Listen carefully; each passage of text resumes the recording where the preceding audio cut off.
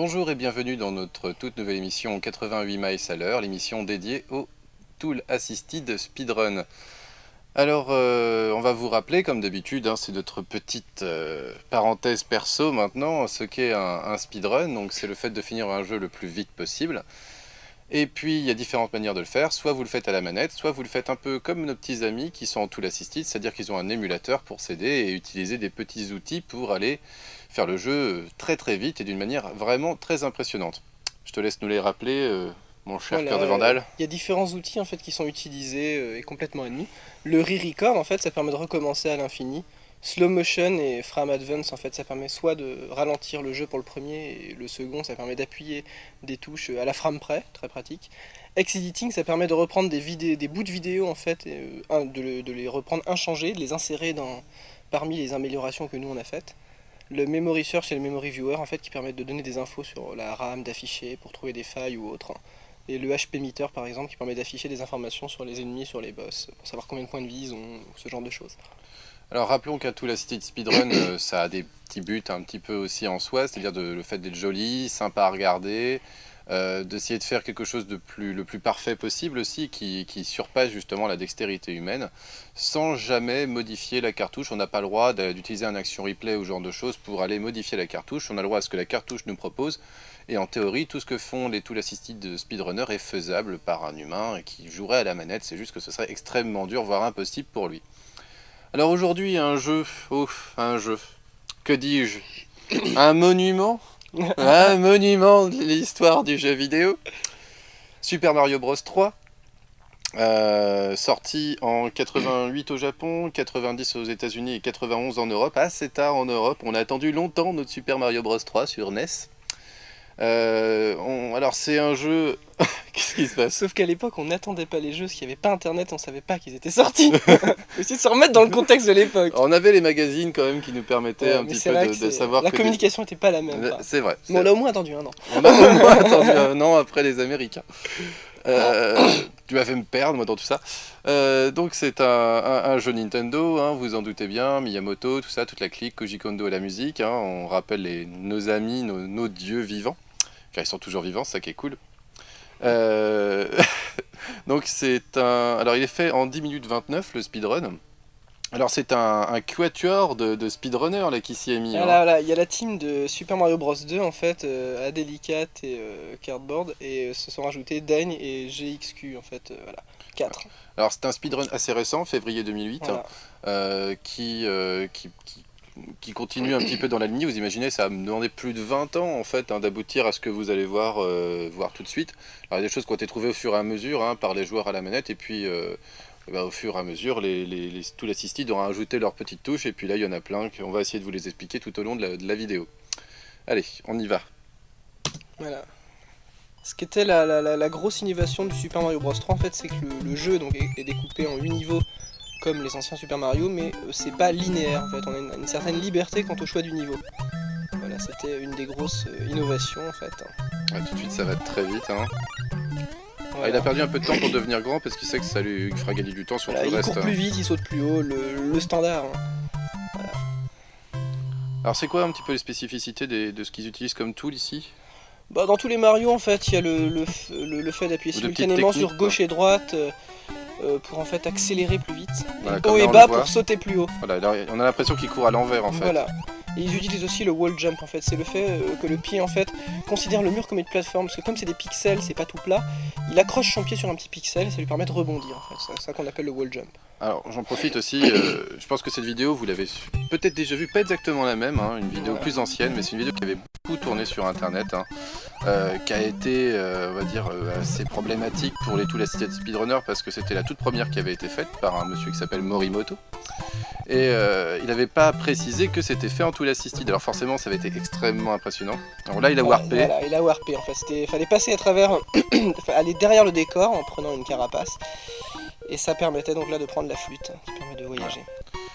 Donc je finis juste sur la vidéo de Morimoto qui a posé pas mal de problèmes, mais c'est vrai que c'est tout le premier Tool Assisted Speedrun, vous l'avez sûrement déjà vu, et là c'est une version améliorée, mais voilà, ça avait un peu défrayé la chronique, et puis on avait un peu critiqué par la suite les Tool Assisted Speedrun, mais c'est du vrai travail, il y a un véritable engagement. C'est juste pas la même chose que fait la manette, mais Voilà. ce n'est pas négligeable.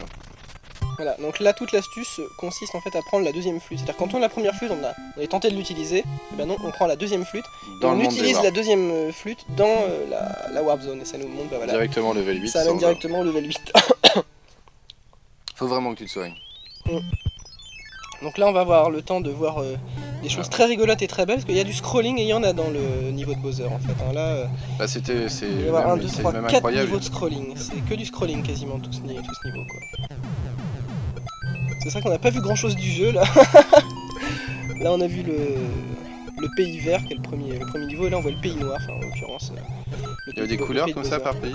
Voilà, enfin c'était le pays vert, après il y avait le désert, le monde de l'eau, le monde Oui, géant, une le chose assez ciel, traditionnelle en fin de compte. voilà. Le 7ème c'était le monde des tuyaux, le 6ème celui de glace. Alors on avait le droit quand même à un moteur graphique pour la NES qui était vraiment très sympa, un moteur physique aussi très élaboré.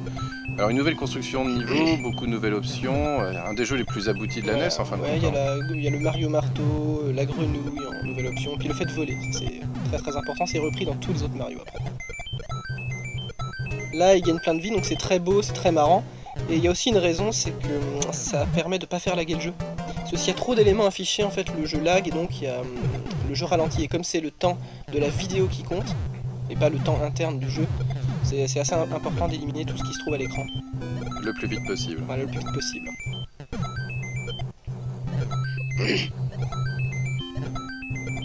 Petite chose qu'on retrouvera d'ailleurs dans une vidéo de R-Type ou de Gradius. Quand vous réservez un de ces 4, vous verrez un 100% de tuer sur ces deux jeux-là. C'est très impressionnant et ils tuent les ennemis très tôt aussi pour éviter Ouais, les c'est vrai que lags. dans des jeux comme Gradius, on est obligé de se fixer comme objectif, pas seulement de finir le jeu, ce qui est que du scrolling. Voilà, Donc faut bien trouver Faut le bien 100% kill, voilà. par exemple. encore un boss qui a duré extrêmement longtemps. Ah, ils ont une technique pour tirer plus vite, c'est ça, non? Oui, c'est ça quand ils sont en bombe en fait. En faisant arrière en fait, en sautant vers l'arrière et en se retournant pour tirer, et en appuyant sur la bonne frame en fait, le tir est plus rapide. On va le voir après en fait, voilà. Vous allez voir, les bombes vont un petit peu plus vite qu'à d'habitude. Bon, c'est très léger, c'est pas extrêmement utile, ça Là, va il a servir. changé de couleur, mais ça lui fait quoi exactement? Bah Pourquoi là, il est tout rouge? parce que là il va tirer des bombes en fait, il a pris D'accord. la fleur. Ah, là, il montre quand même qu'il prend des risques. Hein. Donc c'est plus dur de gagner des vies parce que là il ne vole pas. Mais bon, Ah, il n'a plus la capacité de voler maintenant. Voilà, Bon, par contre, il arrive encore à s'en sortir quand il tombe dans l'eau. c'est l'option ultimement spoiler, de toute façon c'est la feuille quoi. Finalement dans le jeu on se sert assez rarement des bombes, quoi. C'est nettement moins bien, quoi. Dès qu'on sait jouer la feuille, ça permet d'aller plus vite, ça permet de tuer les ennemis en tournant avec sa petite queue. C'est vraiment beaucoup plus fort. Mais par contre, sauf pour les boss. Pour le boss qu'on va voir, ça doit être Boom Boom, je pense que le boss il y en a plein à travers tout le jeu. On lui balance quelques bombes et chaque bombe compte comme si on lui avait sauté dessus en fait. On lui balance quelques bombes et puis hop, c'est fini. Ah, un petit glitch en passant. pour Passe à montrer. travers le mur, grand standard. Sauf que là ça fait pas gagner de temps parce que c'est du scrolling. Mais bon, il se permet de le montrer. Hein. Oui, encore un boss qui aura duré très longtemps. J'aimerais vraiment pas être un boss dans un Tool Assisted Speedrun. Hein. C'est vraiment pas bon signe. J'aimerais pas être un ennemi non plus, j'aimerais pas être un niveau. Je crois que j'aimerais pas être tout sauf le joueur en fait. Voilà. Ça c'est aussi très marrant, il y a une manipulation de la chance ici en fait, parce que pour ceux qui se rappellent du jeu, en fait il y a normalement une main qui nous attrape dans un niveau en fait. C'était des niveaux dans lesquels on affrontait des frères marteau, des frères boomerang, et on pouvait pas y échapper, enfin, en fait c'est l'idée, il n'y a pas une technique particulière pour passer, il faut juste répéter recharger le jeu un certain nombre de fois. Parce qu'on avait, mettons, pour la première fois 50%, puis 75%, puis 95% de se faire choper par le bras. Et là, en l'occurrence, il se fait pas attraper, donc c'est vrai que C'est de la manipulation de la chance Manipulation de bien la chance. traditionnelle, mais c'est vrai que c'est un très bon exemple. Donc rien que là, je suis sûr qu'il y a plein de re-records, hein. Je mets ma main coupée. Alors ça, c'est un niveau scrolling encore, il y a quasiment que ça dans le dernier niveau, mais plus rapide. Alors de toute façon, on vous invite à aller voir sur le site de Biscuit, tasvideo.org, les autres speedruns, hein, parce que c'est vrai que si vous voulez voir un jeu en particulier, c'est pas sûr qu'il y ait une émission dessus. Donc qu'on vous conseille d'aller les voir, hein. C'est toujours très sympa de trouver un jeu qu'on a pu faire, et un jeu, plus on a fait le jeu, plus le Tool Assisted est impressionnant, de toute façon. Ouais, ça, c'est sûr. Alors on sait que on prend les jeux bien sûr, hein, qui sont les plus connus, parce que là, bon, 20 millions de joueurs à travers le monde, on espère bien quand même qu'on aura quelques vues sur Dailymotion. Voilà, quasiment le seul niveau qui n'est pas en scrolling dans le dernier niveau. Ouais, et tout de suite, ça va beaucoup plus vite. Voilà, enfin.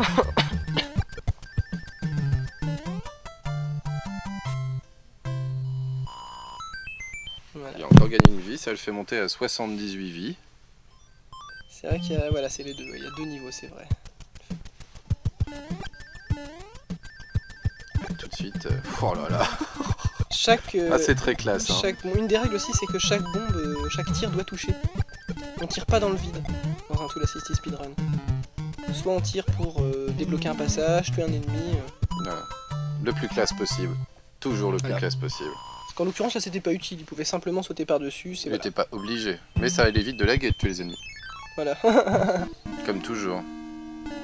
Alors là, si, hein, il passe vraiment, vous voyez, ça frôle, et ça perd pas de temps. Ouais, il est constamment, il accélère beaucoup plus vite qu'à la normale.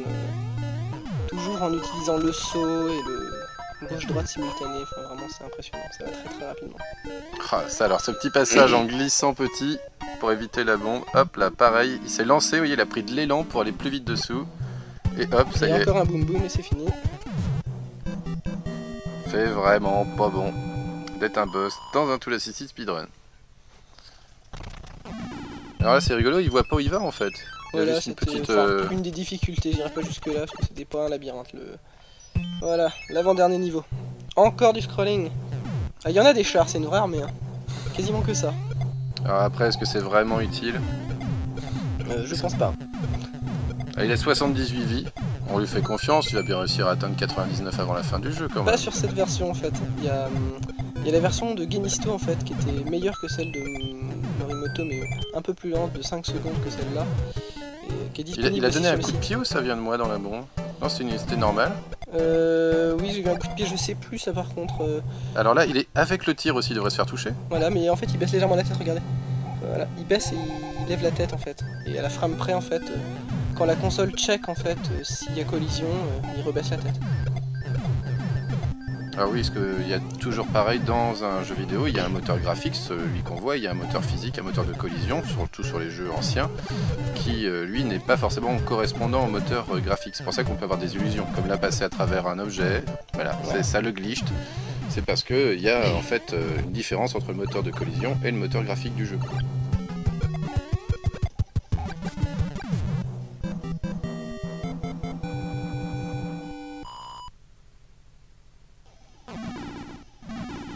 Et voilà, le dernier château, Bowser. Là, en fait, par rapport aux runs précédentes, celle de Morimoto, celle de Genisto ensuite, voilà, les Voilà, principales le glitch. améliorations vont se trouver ici, en fait, dans ce niveau, c'est-à-dire qu'il va passer à travers quasiment tous les murs.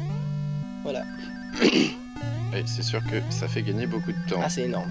Ah Il oui, le c'est fait partout. incroyable. Il le fait partout, le niveau est tracé très rapidement. C'est du gruyère, une NES, Voilà, on le voilà. rappellera jamais Et assez. voilà le boss.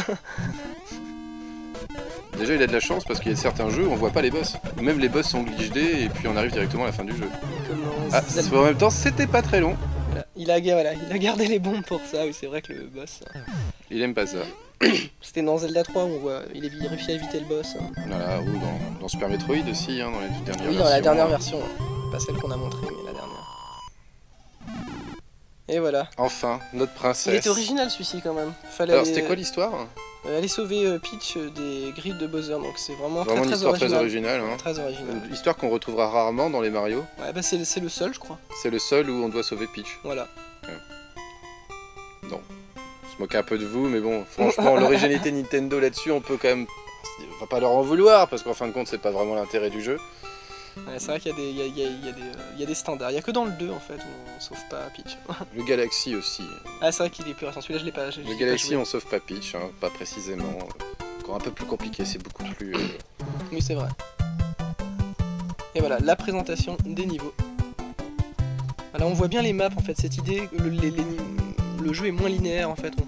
On pouvait constamment en fait Revenir en arrière. revenir pour réessayer. Alors, est-ce qu'il y avait le principe de multi-sortie comme dans Super Mario World qu'on retrouvera par la suite, ou est-ce que là les niveaux ils étaient là, on les voyait tout de suite, on pouvait y aller? Ou est-ce qu'il y avait des niveaux cachés? Non, il n'y a pas de niveau caché. Voilà, on pouvait choisir l'ordre des niveaux. Très sympa cette petite musique, je crois que j'ai jamais entendu. Rarement été à la fin de Super Mario Bros 3 honnêtement. J'étais un Voilà. joueur de Master System, rappelons-le. Ça c'était, voilà, quand on est dans cette tenue, le tanuki, en fait, on bénéficiait du vol, et en plus on pouvait se transformer en statue. Honnêtement, pas très utile, on était invulnérable. Ce qui pouvait servir en cas de Voilà. problème quand même. Par contre, j'ai dit tout à l'heure qu'on pouvait réessayer les niveaux, ça par contre, je mets un bémol, parce que ça, je suis plus sûr.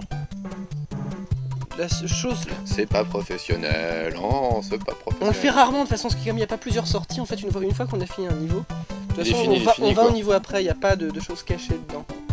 Non, on peut pas les réessayer. On peut pas les réessayer. Je retire ce que j'ai dit. D'accord.